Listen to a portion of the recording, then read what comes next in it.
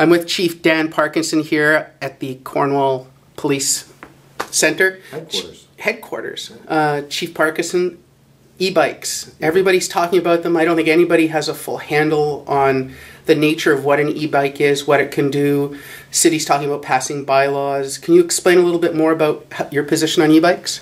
Well, I'll go further than explaining my position. Having a look at the entire e-bike project, going back 12 years was when e-bikes were first introduced into Canada. Transport Canada were looking for partners in the provinces to allow the use of e-bikes on a pilot basis to see what results came in. Ontario didn't get on board in 2000. I don't think they actually got on board until 2005.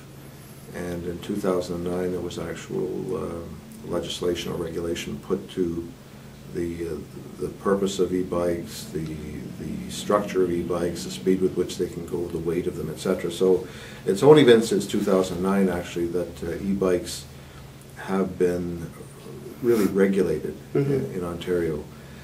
The enforcement of any act or statute or bylaw that goes along with the use of e-bikes is somewhat complex, even for police officers to deal with, because of the very technical nature of the regulation itself governing e-bikes, the weight of them, again, the speed with which they can go, the fact that they can only be for one person, you can't have passengers on them, the fact that you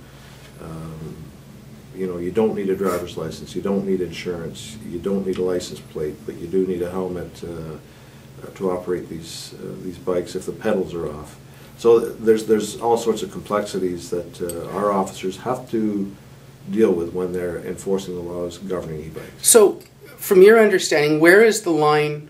You mentioned pedals coming off. Where's the line from being a bicycle or being considered a bicycle and being considered, say, like a moped? Yeah, if the pedals are taken off an e-bike, it automatically turns into a motor vehicle. And if it's a motor vehicle, then it requires a license, it requires insurance, it requires anything that would go along with operating a car on the roadway, subject to all the rules of the road that a car would be. So that's one of the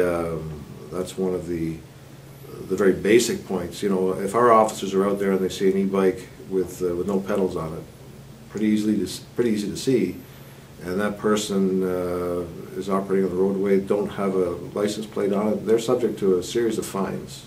So that's the easy part for us. If we get down to weighing the vehicle to see if it weighs 120 kilograms or less, or whether it can get up to a speed of 32 kilometers an hour, that gets a little more challenging for us. Are you seeing more e-bike or bicycle incidents reported to the police of late?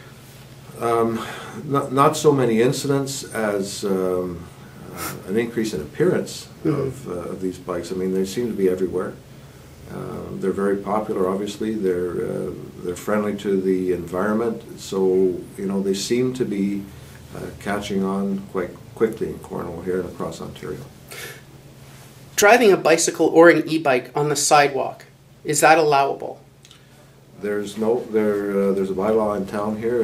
An e-bike is a bicycle. Right. And it's subject to the same bylaw as a bicycle operating on a sidewalk, and we're not supposed to operate bicycles on sidewalks.